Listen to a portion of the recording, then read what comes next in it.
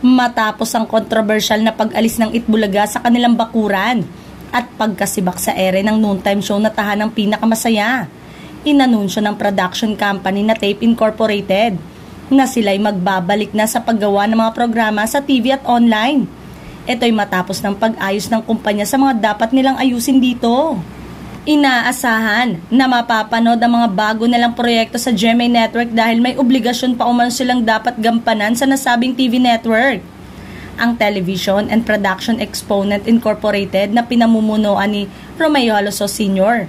ay nakatakdang bumalik pagkatapos ng maikling pahinga, kasunod ng isang malaking corporate restructuring na naglalayong palakasin ng operational efficiency at creativity. Kinumpirma mismo ng Tape Incorporated ang mga plano nitong ipagpatuloy ang paggawa ng content para sa telebisyon at online na mga platform.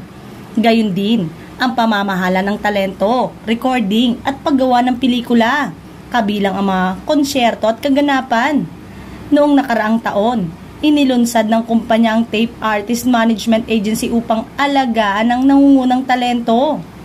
Ang mga stockholder ng kumpanya ay nag-inject ng bagong kapital upang suporta ng pagpapalawak ng negosyo. Sinabi ng Tape Incorporated na nananatili itong nakatuon sa pananagutan sa pananalapi, pagpapatupad ng mga cost-effective na hakbang at pagtuon sa mga natitirang obligasyon sa mga supplier sa GMA Network.